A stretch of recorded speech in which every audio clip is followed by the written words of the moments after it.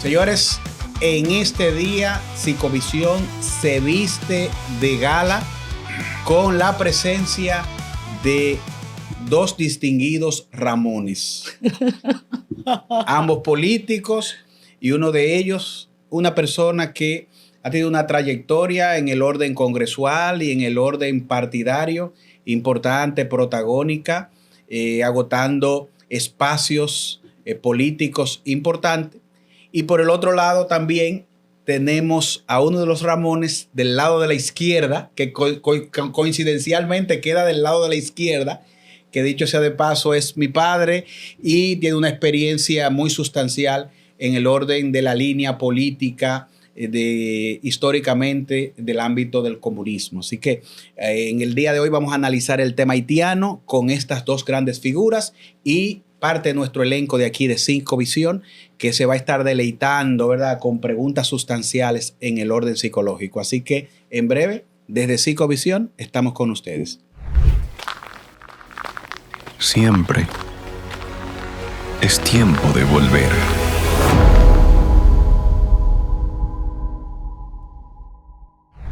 Señores, tema haitiano.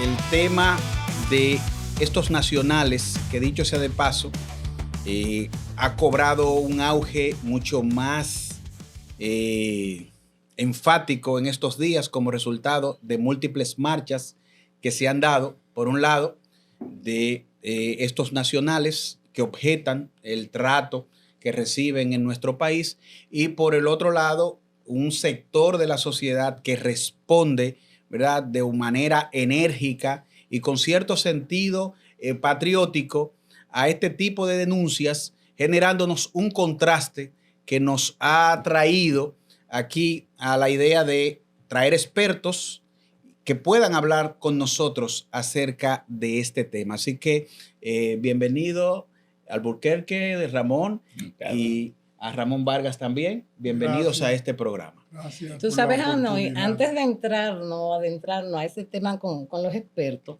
yo quiero aprovechar la oportunidad por una necesidad personal. Dos preguntas a cada uno de los Ramón. Ramón, padre de Hanoi, la travesura más grande de Hanoi, que se pinta como un hombre formalito, muy conocedor y demás. Sin embargo, yo percibo que fue un niño muy inquieto. Sí, bastante, pero siempre fue obediente y respetuoso. Tuve en algunos momentos que tomar alguna medida drástica, pero esa medida, me siento hoy orgulloso de eso, de la medida que tomé. ¿Y qué una medida drástica? Adecuado, porque es un hombre que hoy me llena de orgullo realmente. Qué lindo. Qué maravilla. Yo te puedo adelantar una drástica. A los 11 años yo estaba con malas amistades, consumiendo sustancias psicoactivas ilegales.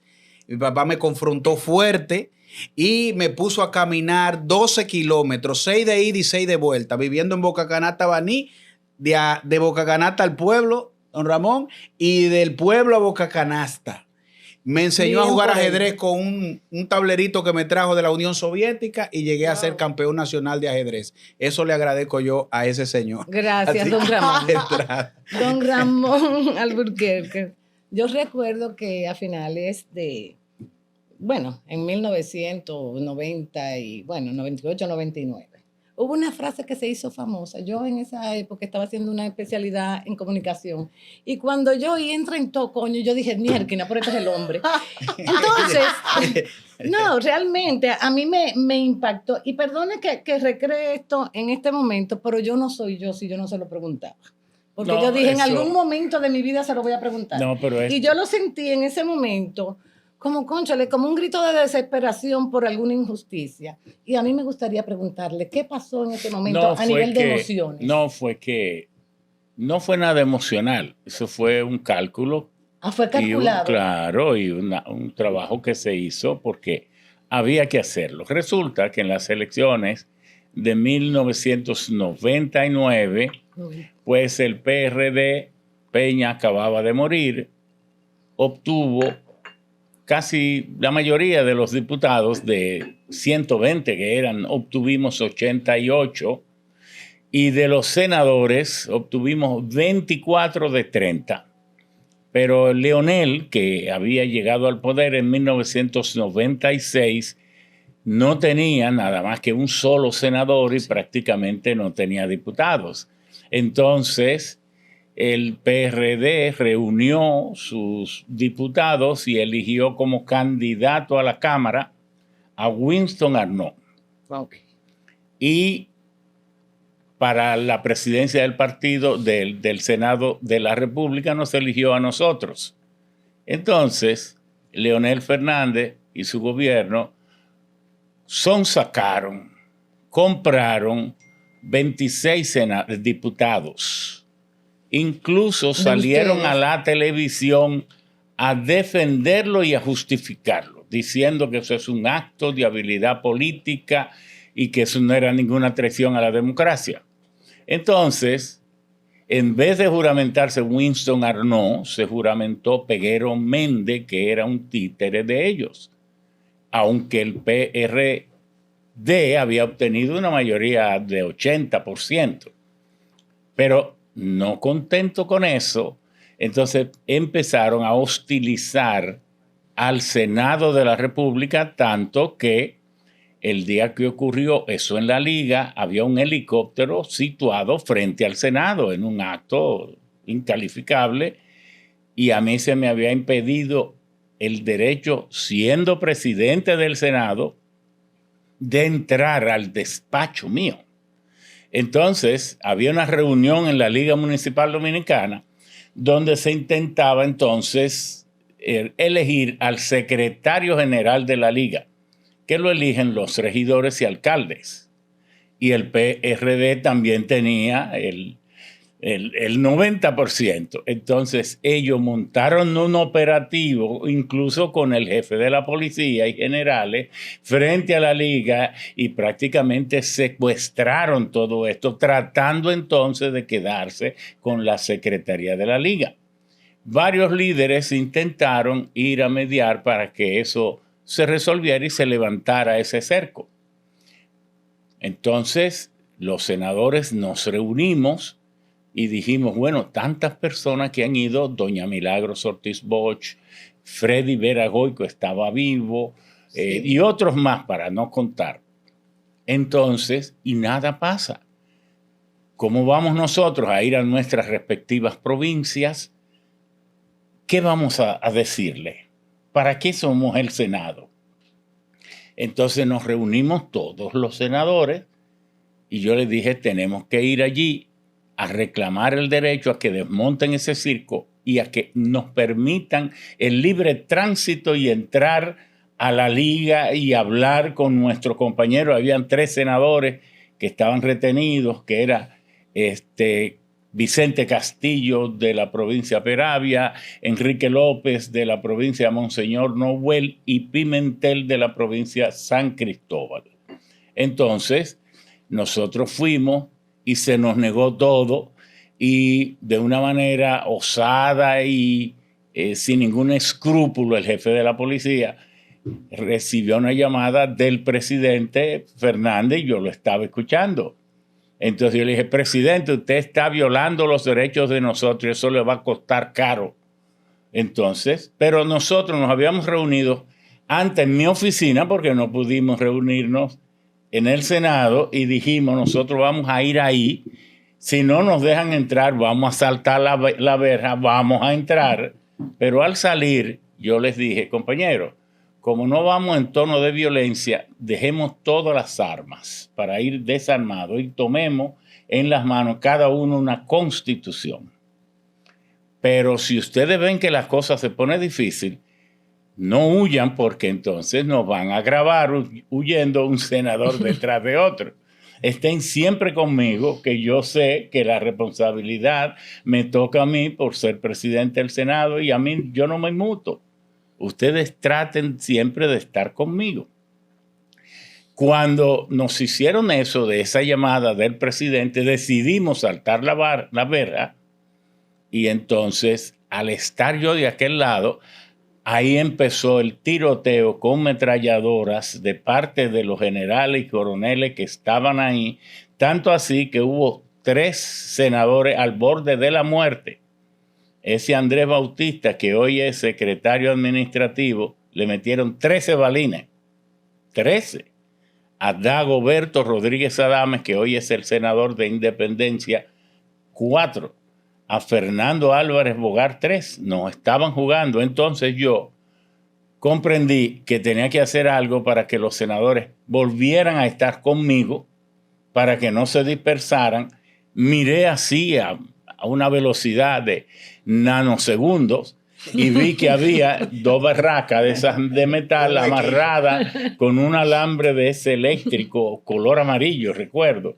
Y me lancé y pude separarlo, y entonces le dije, entren todos coño, para que entraran rápido. Y cuando aquí no se ha dicho un coño, y el coño no es un grito de guerra, solo los cobardes y los que se quieren hacer más perfumados de la cuenta piensan que un coño... Que lo dicen escondido. No, pero es que yo lo digo público. Y me encantó. Y lo repito para que eso es tontería. Ahora, eso pasó, Ramón, a ser un lema de las personas que sobrepujan, ¿verdad? Sí. Y establecen un Mira, derecho, déjame decirte, y de tal manera que se oye tan en todos los pronto sectores. ocurrió, cuando usted quiere entrar en un sitio y que se le Entra oiga, en todo, entra en todo, coño. Mira, tan pronto pasó, cuando pasó a los 22 días, el Senado lo encuestó y tenía como 40% de aceptación.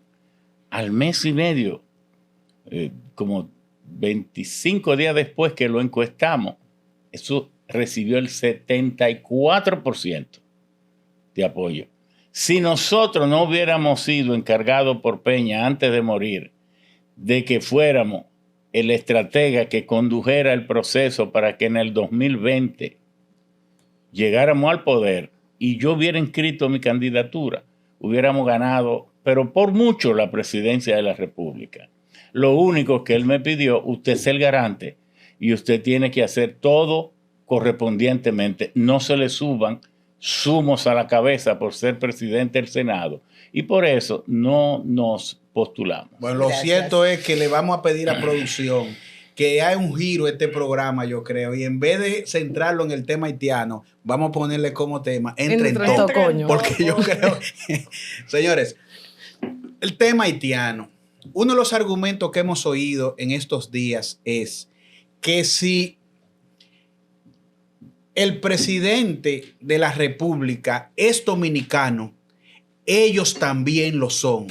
O al revés, si el presidente no es dominicano, ellos tampoco lo son, haciendo alusión a la genealogía, el árbol genealógico histórico de nuestro presidente, que es libanés. Entonces, yo quisiera como comenzar por ahí, porque de ahí entra esa psicología de si se está manipulando o se está verdaderamente asumiendo un derecho de nacionalidad independientemente del orden de la Constitución. Así que yo lo dejo a ustedes ahí que bueno, yo pienso que esa manifestación que ha traído como consecuencia que se desborden pasiones en relación a ese tema muy sensible aquí en nuestro país, tema haitiano. Yo pienso que esas personas que motorizaron esa actividad fueron muy mal asesorados, fueron muy imprudentes con eso, porque ir al frente del Palacio Presidencial a decirle al presidente de la República, que merece todo el respeto, independientemente de que uno esté o no esté de acuerdo con él en una que otra de sus ejecutorias, eso fue una gran imprudencia. Y creo que ellos fueron muy mal asesorados y las consecuencias ya se están mirando. Yo lo único que espero es que en esa redada que se están haciendo, a lo cual el gobierno tiene todo el derecho, porque nosotros tenemos que preservar el orden aquí y también en lo que tiene que ver con el asunto de la migración, el gobierno tiene que garantizar de toda manera una política que realmente asuma eso, que es un problema muy viejo que viene desde muchos años, que no necesariamente quizá en los últimos tiempos eso se ha venido masificando, y ya eso necesita un costo realmente para darle a eso una regularidad que no la tiene, pero es un problema que viene de muy viejo. Entonces, lo único que nosotros podemos pedir desde el punto de vista humano, desde el punto de vista de la dignidad de la persona, que eso se haga en el orden, que se respete en lo más posible. Y me gustó mucho unas declaraciones que dio el recién nombrado director de migración, que decía que va a garantizar y que que él garantiza que se va a ejecutar una política migratoria correcta, pero que se van a respetar los derechos de las personas. Y eso es lo que nosotros como dominicanos queremos, porque aquí hay mucha gente también que se le va un poco la mano en términos de radicalizar actitudes, posiciones. Y la República Dominicana no está al margen de lo que es la comunidad internacional. Entonces, nosotros somos sujetos a recibir mucha presión de mucho lobby, que le encanta por muchas razones, otro por tratar de afectarnos, lo que tiene que ver con el turismo, con lo que tiene que ver muchas otras cosas, de debatir mucho este tema, el tema haitiano, para tratar de condenar o a la República Dominicana, crearle situaciones de dificultad. Entonces, me parece que debemos ser un poco cuidadosos con eso, pero el gobierno tiene realmente que asumir una actitud de lo que es regular el problema de la migración, no solamente con los ilegales de Haití, sino con los ilegales, porque hablamos de los ilegales haitianos, porque son, claro, quizá el 90, el 95% de todos los ilegales que hay en nuestro país, pero hay muchos otros de otras nacionalidades que también están en condiciones de ilegalidad, y el gobierno tiene que asumir una política. Eso lo hacen todos los países en el mundo. A nosotros nos atacan mucho, pero eso los Estados Unidos lo hace. Incluso se está hablando desde el muro, que eso ha traído mucho, y eso lo están haciendo muchos países europeos también. Entonces no veo por qué a nosotros tienen que sacrificarnos, tienen que buscar una actitud siempre de condena y de crítica hacia eso. El gobierno está en el deber y en la responsabilidad de asumir una política migratoria que realmente regularice ese problema de los que vienen aquí y se mantienen de manera ilegal. Don Ramón, desde el Palacio, ¿cómo se ha visto ese arrojo y ese argumento alusivo a nuestro presidente? Mira, es importante analizar ese desliz, pero esto hay que llevarlo más lejos. Haití nació primero que nosotros como república, 1804. Y tú oyes hay un vídeo que hasta don Juan Bosch decía, es que los haitianos siempre han vivido por invadirnos a nosotros, y ligan una serie de hechos, de cosas que ocurrieron mucho antes de que incluso se formara la idea de la dominicanidad. Porque el propio don Juan dice, los haitianos intentaron invadirnos en 1798. Pero es que esta parte era de Francia porque fue cedida en 1795. ¿Cómo podía invadir el dueño lo suyo? En 1801, porque esto era de Francia, que nos invadieron en 1822, pero que fueron los dominicanos, las personas que vivían aquí, temerosos de que Francia le cediera a los antiguos colonos que fueron decapitados en Haití por la revolución de esclavos que tomó el poder y le quitaron sus propiedades y sus haciendas muy productivas. Entonces los causavientes o herederos de esas personas reclamaron al gobierno francés que le permitiera entonces en esta parte hacer lo mismo. Entonces los que vivían de esta parte tomaron miedo y cundieron en pánico. ¿Por qué? Porque iban a ser declarados esclavos y le iban a quitar su tierra. Entonces se fueron a Haití a decir, vengan de este lado también e implanten la reforma agraria y protéjanos. Y por eso vinieron los haitianos. Entonces ese arraigo que ellos tienen psicológico es con alguna forma de derecho histórico. No estoy diciendo eso porque soy yo el que estoy respondiendo. Entonces, ¿qué es lo que ocurre? Ocurre que nosotros ahora tenemos que saber manejar ese tema porque se ha vuelto extremadamente complejo. hace 2 años, no, 1 año y medio, estaba yo cumpliendo una invitación que me hicieron los productores de alto nivel de Moca. Y ellos me dijeron, don Ramón, pero es que yo los oigo a ustedes, los políticos, hablar. Pero si sacamos a los haitianos de aquí, aquí no hay producción.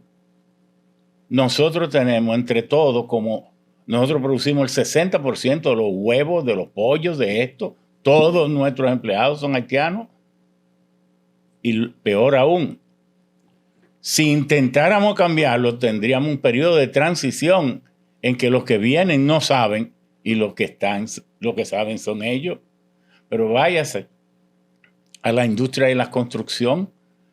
La gente dice, duplíquenle los salarios a los trabajadores, a los albañiles y todo esto. Pero es que los albañiles se fueron y otros ya están muy viejos. O los que están aquí ya no saben de eso porque el desuso. Usted no puede construir un edificio alto con gente que perdió la habilidad. Entonces, ¿qué va a ocurrir? La sociedad dominicana ya en la construcción depende de los haitianos, en la agricultura y en una serie de rubros. ¿Qué es lo que debe venir? Un trabajo de planificación, de estudio y de ordenamiento frío, bien hecho, para saber qué vamos a hacer y aplicar ese plan. Una frase maldicha no puede detonar una corriente de acciones que pudieran... Que omita realidades. No, porque sería eso irracional. Esto es tan complejo que tiene que partir. Es tan complejo que 5 de los presidentes principales de este país tienen sangre haitiana porque Buenaventura Báez, ese Juana Méndez, era la mamá de Buenaventura Báez. Pero, ¿y Trujillo? Nieto de haitiano, pero Balaguer también, hermano, en cierta forma, de la misma sangre de Lilis. Y Luperón, pero es que esas son las realidades. ¿Por qué? Porque pocos pueblos han podido resolver el problema migratorio. La península escandinava, porque ver un negro allí es una cosa hasta curiosa. ¿Y por qué y lo han resuelto los países europeos al crear la Unión Europea. Y no hay problema de esto en Rusia ni en la Federación Rusa, pero hay problema entre ellos porque el problema racial no solo se da entre negros y blancos, el problema de Kosovo son todos blancos, semieslavos, arios, y se matan unos a otros. El tema es, pero no lo ha resuelto la nación más poderosa del mundo, Estados Unidos. Tiene unos problemas que incluso la campaña se asienta en uno de los temas fundamentales es ese. Entonces, que lo haga bien el nuevo jefe de inmigración, pero que también, yo que soy del gobierno, también que no nos den cifras extrañas, porque el que no calcula, le dicen cualquier número y cualquier número está bien. El anterior incumbente de migración dijo que en el 2023 habían repatriado 5,000 por día, pero 5,000 por día lo dijo. Pero eso es 1,800,000, tal vez lo que hay aquí indocumentado. Pero si repatrian 10,000 por semana, hay que tener cuidado para saber decirlo. ¿Por qué? Porque el año tiene 52 semanas. Entonces usted va a repatriar 520,000. Pero eso es fácil. Bueno, 10,000 por semana en autobuses, día 30 en promedio. Entonces son 333 autobuses que tienen que salir por semana y por día tienen que salir 49 o 50. Es un tren que hay que hacer. No, solo doy ese dato para que se piense bien. Pero además, están todos ellos reunidos en el Paraninfo de Humanidades. En el alma mater de la UAS, o están en el Estadio Olímpico reunidos para usted a buscar, como va a buscar a una panadería sacos y sacos de panes. Ahora, don Ramón, usted... Los primeros que han visto, los que han ocurrido, vamos a ver quién los va a encontrar. Porque lo que pasa aquí también es que los propios dominicanos los esconden. ¿Por qué? Porque ¿a quién es que ellos le trabajan? Es a los dominicanos y entonces no quieren. Pero hay otra cosa. Si grande es la operación para sacarlo, más grande debe ser la operación para que no vuelvan, porque yo doy testimonio de que aquí todos los haitianos que quieren pagan 20 o 30 mil pesos y lo traen a su casa. Pero oiga, lo digo porque tengo como 100 casos, porque lo he estudiado. Porque yo vine aquí y hablo de eso porque yo lo estudio, no es leyendo periódico. O sea, coyote aquí. No, porque yo tengo trabajadores haitianos, porque todo el que tiene propiedades aquí o empresas, los tiene. Y si no los tuviera que cerrar todas mis operaciones agrícolas, que son pequeñas pero importantes. En esa misma línea, don Ramón, usted, me parece que lo escuché en Los Sabios Hablan diciendo que el problema de Haití tenía un dueño. Ahora, el problema que se está planteando en esta sociedad dominicana con la situación de los haitianos, con estos discursos, estas marchas que están cargados de mucha discriminación, de mucho odio, también tendría un dueño. ¿Quién es el dueño de esta problemática? No, pero yo no he asentido de que yo haya dicho que tiene un dueño. No, eso usted tendría que buscar. Lo voy a buscar. Los Sabios en la Z, y yo le digo rotundamente que nunca he dicho eso. Pero Perfecto. Usted me puede hacer cualquier pregunta. Yo se lo voy a mandar por WhatsApp. No, es que no lo va a mandar. Es que nunca lo he dicho. Ni tiene sentido decirlo. Un lapsus lo hace cualquiera. Pues eso puede ser. Okay. Sí. Ahora, es evidente acá, don Ramón Alburquerque, que hay una dinámica que usted enrostra acá entre que hay mafias, sí, hay mafias. Hay una dinámica evidente. Varias mafias que hacen millones y millones de pesos y dólares. Vamos a hablar de víctima de manipulación y de quien se deja manipular a conveniencia. Entonces eso crea y eso da el traste a un juego psicológico donde realmente se denota que, aunque a veces he analizado un poquito, que yo sé que la realidad haitiana, y lo digo con mucho respeto porque tampoco me gusta fomentar los mensajes de odio ni de rencilla, claro, pero también es una realidad que la comunidad haitiana muchas veces se ha escondido detrás de los derechos humanos también para tratar, porque una cosa es que podamos tener la dinámica del intercambio, de que de manos obreras, de que de una manera u otra el que tiene propiedad se sirve, pero hay una realidad psicológica acá, don Ramón, y es que también los haitianos de manera directiva y abrupta atacan el yo patriótico del dominicano, y usted sabe muy bien que aquí los dominicanos por historia, cuando atacan la identidad de la dominicanidad, eso trae ronch. Sí, los haitianos, a mi juicio, una vez yo estaba en el lugar más bello de Haití, que se llama Kenskoff. Okay. Cuando uno llega, porque Haití tiene una ubicación como Puerto Príncipe, que al principio se llamaba L'Hôpital, porque eso surgió como el lugar secreto donde los piratas, al ser heridos o cuando querían descansar o tenían que suplirse, se escondían y crearon un pueblecito, una poblacioncita llamada L'Hôpital. En 1723 encalló allí un barco llamado Prince, un vapor Prince, y entonces frente a frente al muelle, y luego que quisieron quitarle esa evocación de lugar de sanatorio y peste, le cambiaron el nombre de L'Hôpital por el Port-au-Prince. Pero Puerto Príncipe tiene la parte llana junto al mar, y entonces va subiendo.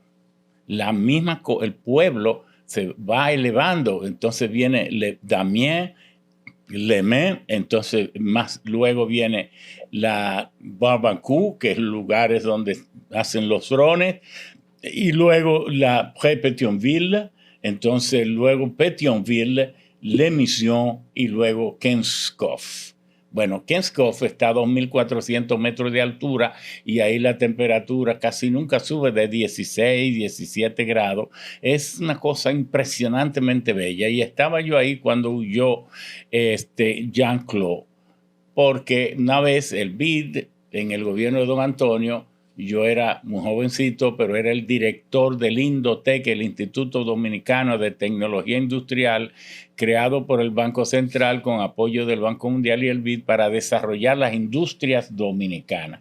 Entonces me ordenaron que fuéramos nosotros a ayudar a Haití y nosotros creamos el Departement de Pêche, el Departamento de Pesca, el Departement de Recherche Minière, de recursos mineros, le desarrollamos varias cosas. Luego lo destruyeron. Y el día que él huyó, yo escribí un poema, pero decía, contemplando la huida desde Kenskov, desde estas temperaturas de ángeles, mirando allá el calor impresionante que brota de las multitudes que no saben qué hacer, traídas en las noches, sin consulta, porque ¿cómo fueron apresados toda esa gente? Como animales, en trampas, en cosas. Entonces lo metían en cepos en los que venían las carabelas, y en el tránsito hasta América lo que le daban era arenques en caja, racimo de esto, yuca y algunas cuestiones que pudieran sobrevivir un viaje de 3 meses. Bueno, entonces vienen de tantos distintos pueblos que tuvieron que crear un idioma porque ninguno de ellos se entendían. Entonces de ahí que nace el creola, que yo, que me crié en Batey, yo lo hablo. Entonces, Haití tiene una serie de situaciones en que hay 17 modalidades de mulato, y en función de esas modalidades son los privilegios y el prestigio que tiene la familia. Es decir, que si hay un laboratorio de racismo y de cuestiones hasta extrañas, porque entonces ese sincretismo animista, totemista, vudú cristiano, consentido por la propia iglesia, que nunca les ha intentado que eviten esa mezcolanza tan casi diabólica de creencias. Bueno, entonces el pueblo haitiano es un pueblo que no sabe lo que quiere. Yo que iba a tantas reuniones con el líder José Francisco Peña Gómez, que Dios tenga en su mejor regazo, nos reuníamos con Blanche, con Delon, con Desiré, el mismo Aristide, todos ellos. El gran intelectual Jean-Pierre, todos ellos, pero nunca se ponían de acuerdo. Hay algo que... Y tú reúnes 2 y salen con 5 ideas. Y eso parece que será así. Y ahora que se han acostumbrado en los últimos 30 años a tener un tutelaje del que de paso, entonces por motivos humanitarios, le viene comida y le vienen cosas, y además destruida la naturaleza, que Haití se ha vuelto un erial, salvo algunas cositas, algunas manchas y cosas así, Haití las tiene difíciles. Y por eso creo que es correcto que el presidente asista a todos estos foros y se haya convertido en el mayor defensor de que el mundo enfrente la situación de Haití, porque Haití está así, porque fue el mundo que lo hundió lo metió en esa situación, porque con perdón de que ya mi tiempo, debo cambiar, debo pasar el turno, debo decir, ese es suyo aquí. que debo decir lo siguiente. Cuando esa misma colonia que era la más próspera de Francia y la más próspera de potencia europea en ninguna parte del mundo, que era la más próspera. Cuando ellos entonces se hacen independientes, pasó poco a poco a ser la más pobre, porque todos se pusieron de acuerdo, las potencias de blancos, para que a esa nación negra que acababa de surgir, que fue una revolución de esclavos, que toman el poder, es una triple revolución, como decía don Juan Bosch. Entonces, todos se pusieron de acuerdo. Lo primero fue la Iglesia Católica de nunca reconocerlo. Duró 38 años para reconocerle. Pero entonces Francia se manejó entre todas las potencias para que no le compraran sus productos, que era el añil para reafirmar la blancura de la ropa. Eso era un producto de gran producción. El jengibre era también la pimienta, el azúcar. Todo eso le bloquearon. Y Francia, como una burla, en 1838, empezó a flexibilizar y a hablar de cómo podía reconocerle su independencia, pero vino a reconocérsela en 1862, a cambio de 150 millones de francos oro, que Haití terminó de pagar en el 1943. Es que toda esa potencia han triturado esa pobre nación. También hay que decir todo eso. No para nosotros echárnoslos encima. Ellos allá, nosotros aquí. Ellos con su pobreza allá, vamos y le atendemos en lo que podamos, pero el principal responsable tiene que ser el mundo. Si vamos a tener trabajadores haitianos aquí, que sea la cantidad que nosotros queramos y en las áreas que necesitemos, como hacen todas las naciones, y que si ha de vivir uno de ellos aquí, deba ser documentado. Y que los presidentes están para aplicar las leyes. Nosotros valoramos esa contextualización, señores, porque al mismo tiempo que nos lleva en dirección a manejar postura nacional, nos sensibiliza con respecto a ese contexto histórico. Sin embargo, me llama mucho la atención que hay países que se han visto envueltos en tragedias, sea por guerra, por realidades socioeconómicas, y han estado al punto que, si se quiere, hasta de la extinción. Si nos fuéramos al cataclismo de bombas nucleares en Japón, guerras que han diezmado a la población y han comenzado casi de cero, llámese Alemania, Rusia, en Europa, en la Segunda Guerra Mundial.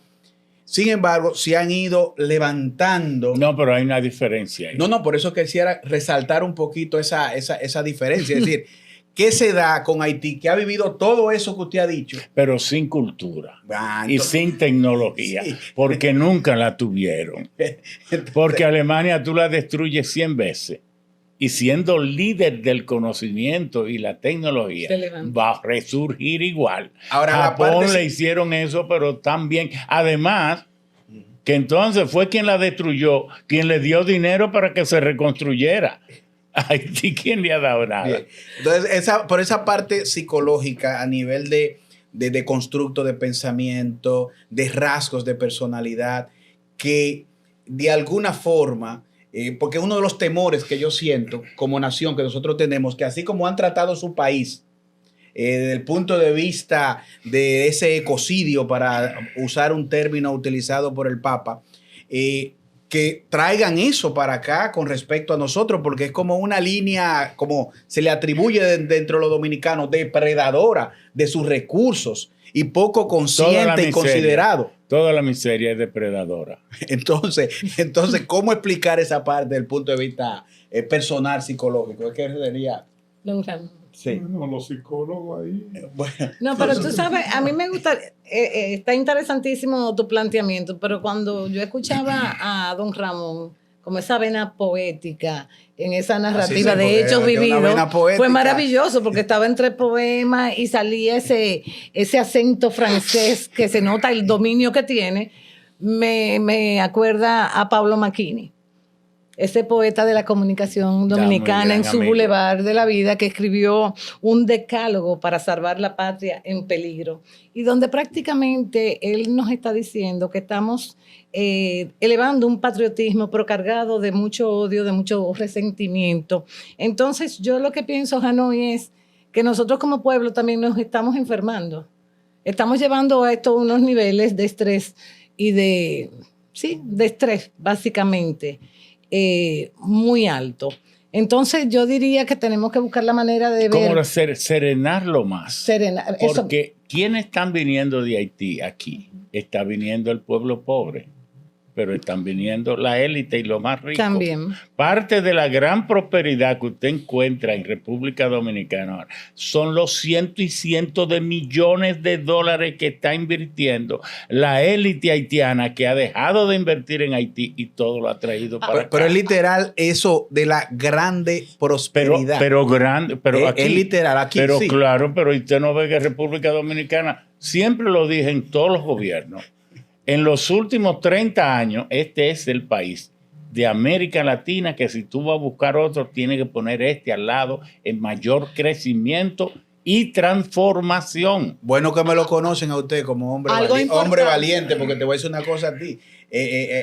Alburquerque ha traído unas declaraciones aquí que no son del agrado de mucha gente que está allá. Pues. Algo importante, señores. Pero hay que decirlas. Señores, algo importante que hablaba el señor Alburquerque es en relación a la despersonalización y a la disociación de la identidad de la comunidad haitiana.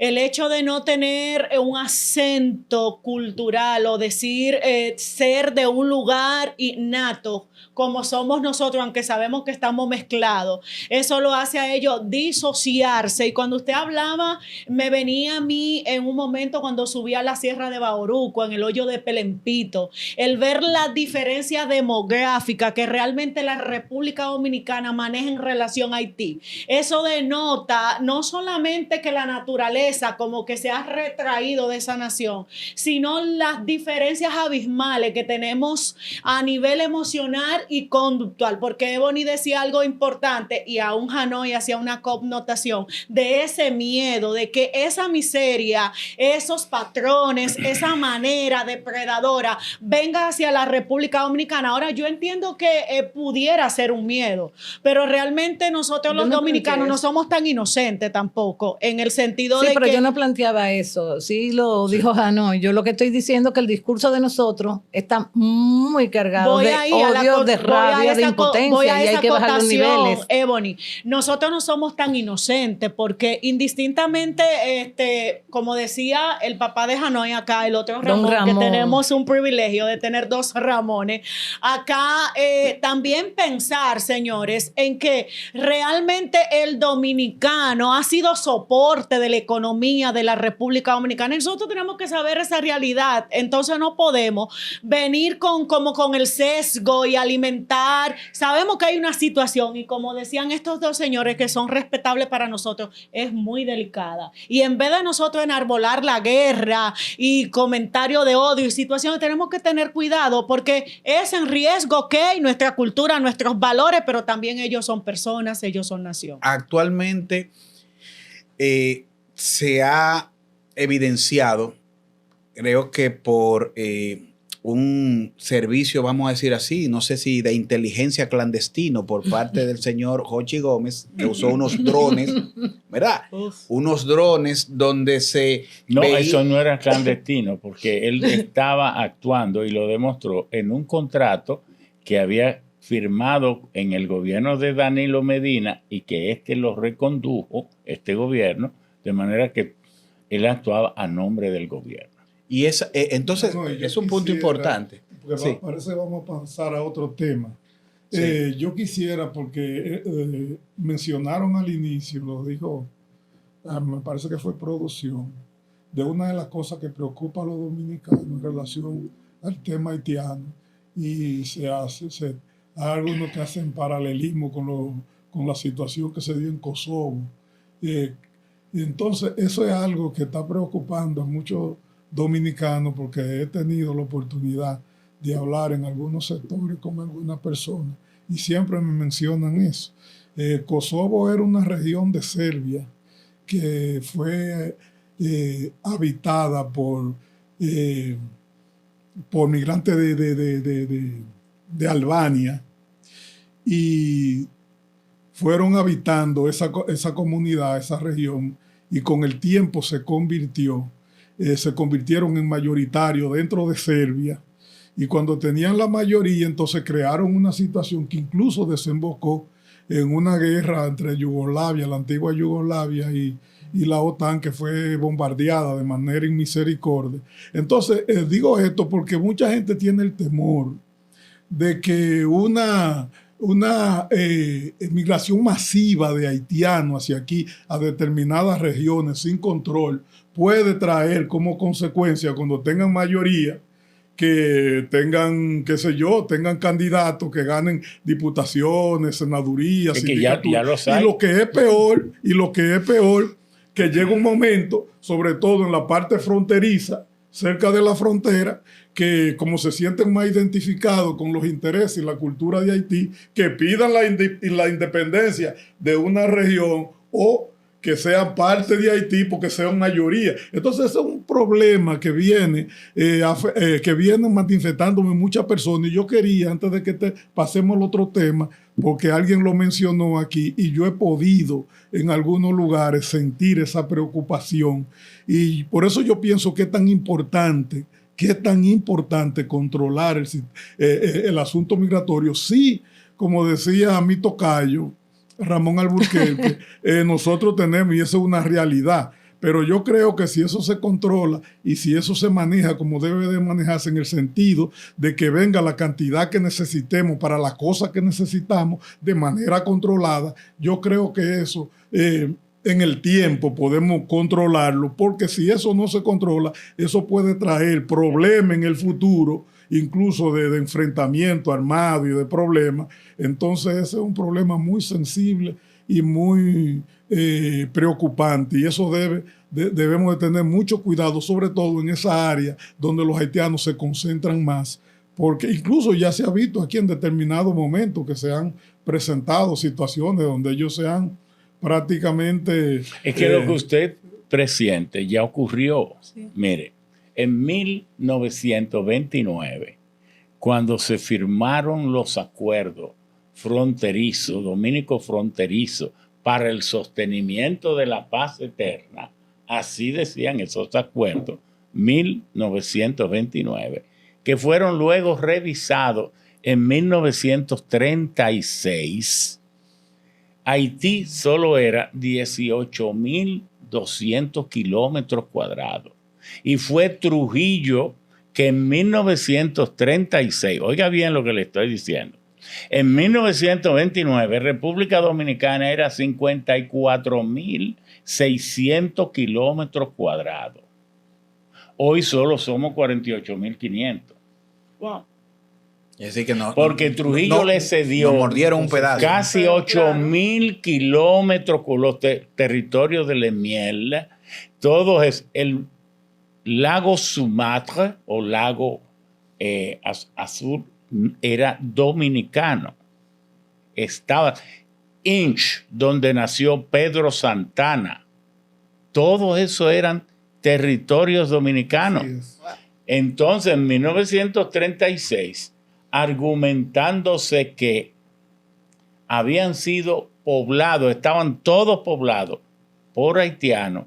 Entonces, Trujillo, a quien se quiere presentar, de que como el gran patriota y nacionalista, le cedió casi 8.000 kilómetros cuadrados, la quinta parte de lo que hoy es la República Dominicana. Ya eso ocurrió, de manera que su sobresalto tiene tanto fundamento que ahí le brindo. La historia Y la de todo el dominicano. Sobre todo lo que tenemos que evitar es que venga alguien más en Y medio no- de un y que conflicto otro pedazo. a hacer una concesión y que sigan, o sea, que eso es lo que hay que Diezmando tratar el territorio. de evitar. Don Ramón, y la contradicción de haber cedido ese espacio y luego el tema de la matanza. No, porque la matanza vino después. Ok, sí, pero... Porque mucha gente cree que la cesión del territorio fue para compensar por la matanza. No, la matanza fue en el 1937 y eso ocurrió en noviembre de 1936, pero lo peor es que lo aprobó el Congreso. Sí, lo que digo es decir, te cedo el territorio, después se da la matanza. ¿Es por qué? Porque No, se la ve matanza- insaciabilidad no, la en matanza cuanto a espacio se dice o que- oportunismo. Se dice que, y es lo que se ha escrito, y sobre todo los argumentos que presentó luego Balaguer, Arturo Logroño y Peña Valle, que fueron los ideólogos del trujillismo, fueron la gente que le dieron sustentación ideológica y que están los documentos ahí.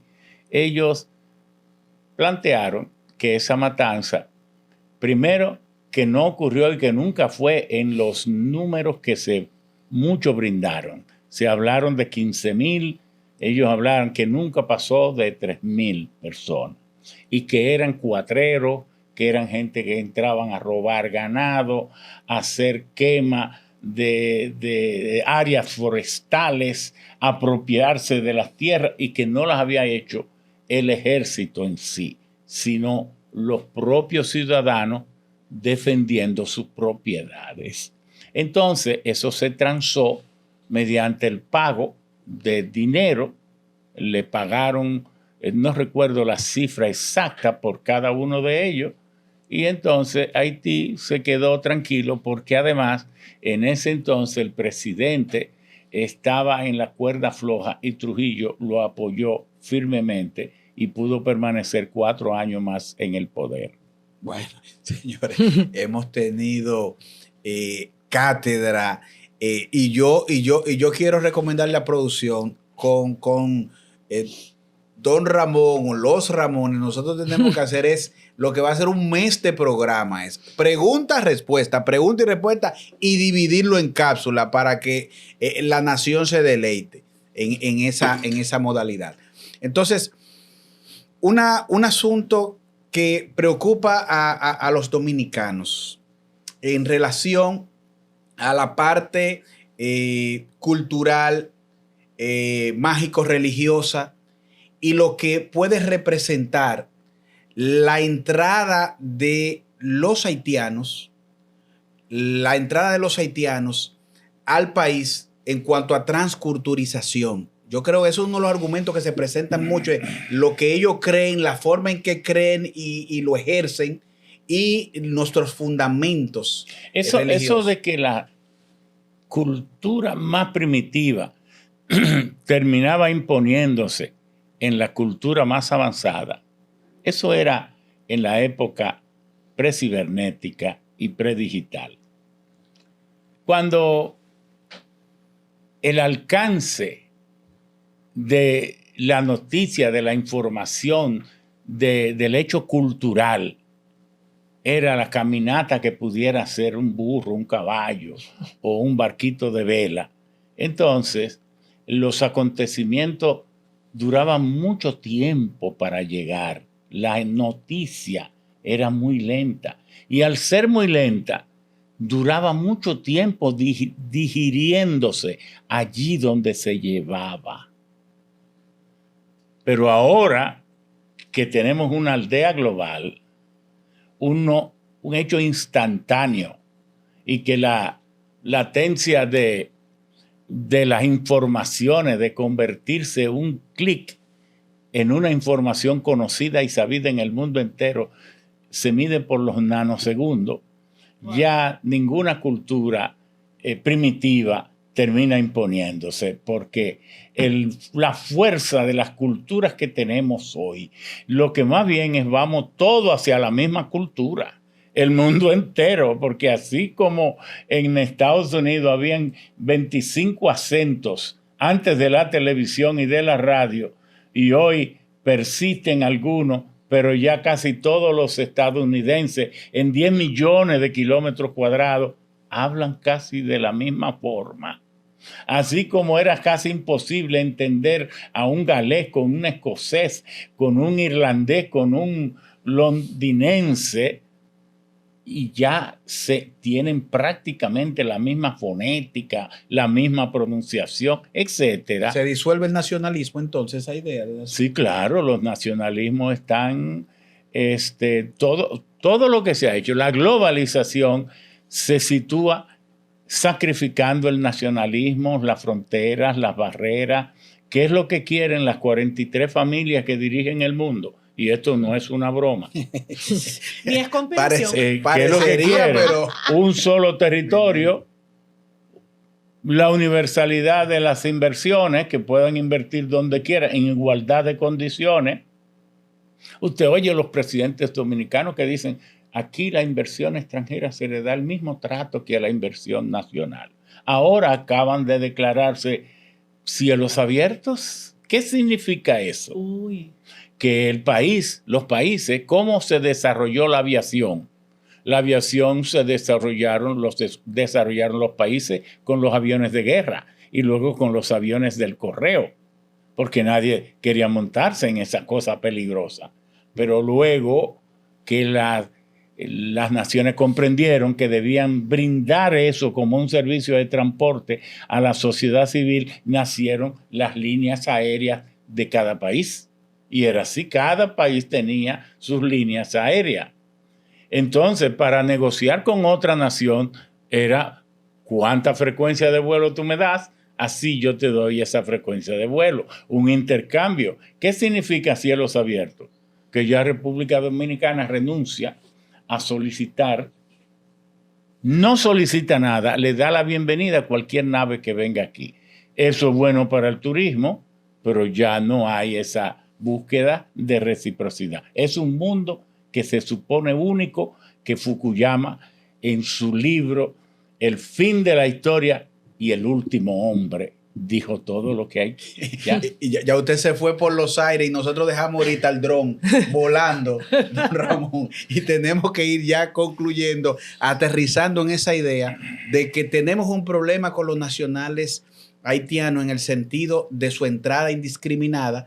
Vemos el tema de la comercialización. Ellos no entran, captado. Ellos no entran, los dejamos entrar. Exacto, captado mediante un dron, y nosotros tendríamos que irnos al punto de es decir, qué componentes envolverían una correcta política pública que le dé sosiego, tranquilidad al pueblo dominicano y que al mismo tiempo no riña con esa idea de derechos humanos. Es decir, cómo es la parte de la comercialización incorrecta y las políticas públicas que deberían de ser, considerando estas imágenes donde queda explícito el tema de la comercialización con, si se quiere, la miseria y la necesidad humana.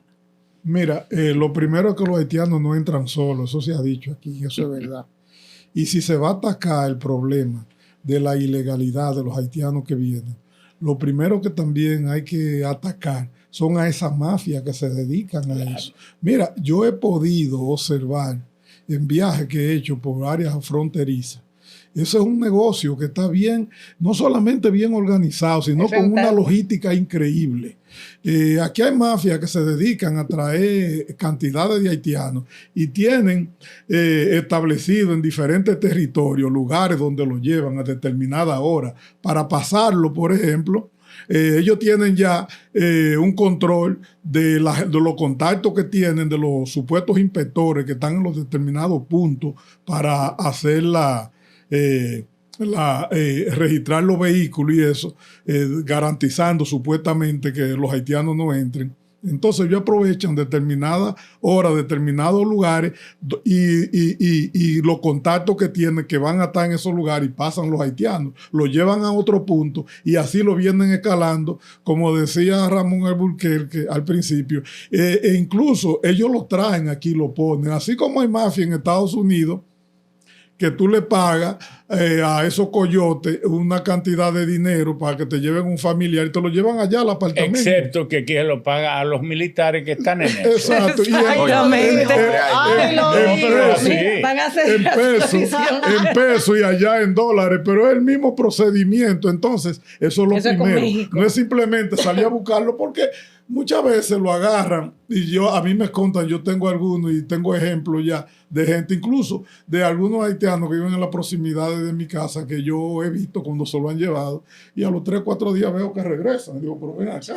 Sí, sí, te magia. Entonces, ellos pagan y lo llevan al mismo lugar. Entonces, son muchas cosas que hay que hacer, pero el gobierno tiene que desarrollar un trabajo en ese sentido de manera integral. No es solamente recogerlo y meterlo en bus y llevarlo para allá, sino garantizar que esos haitianos de manera ilegal que salen no vuelvan a entrar, sino regularizan su situación. Es un problema terrible realmente. Sí, la marcha y los proselitismos nuestros como nación deberían de ir direccionados a esas mafias más que a la realidad de esos nacionales que vienen aquí a sobrevivir.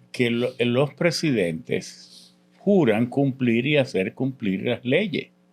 Por cierto, que no sé si usted se dio cuenta, que me costó a mí mucha lucha, pero por fin logré que el presidente se juramentara bien. Porque antes el presidente del Senado le decía, levante su mano, jura usted cumplir. El presidente iba repitiendo. Esta vez yo fui al Senado y en mi condición de expresidente y con la amistad que tengo con ese eficiente presidente que hay hoy, le dije, ¿te quieres casar con la gloria y juramentar al presidente como es? El artículo 127 de la Constitución dice, el presidente se prestará juramento. Nunca se ha dicho que se le tomará juramento. Entonces, usted lo que debe decir es, señor presidente de la República y presidente electo, por favor proceda a prestar su juramento. Wow. Por eso es que ahora él lo hizo, él, sin que interviniera nadie, poniéndolo como un loro. La gente como que no se dio cuenta porque estos son detalles del protocolo del poder que solo los que hemos estado metidos en eso algún tiempo y que tenemos acceso a ello podemos entonces hacer que se ajuste a lo que dice la Constitución. Entonces, felizmente ahora se hizo. Siendo usted detallista en ese sentido y para que no se interprete que sus planteamientos son una forma de decir, entren todo coño de allá para acá.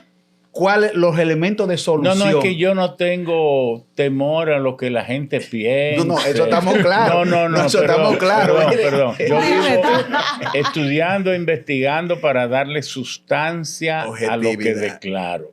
Otros viven leyendo superficialmente las cositas que salen en los periódicos y se dedican a comentarlas solamente porque eso es muy fácil y no requiere pero yo no, yo tengo una estructura, unas oficinas y para eso una fundación para hacer esos trabajos.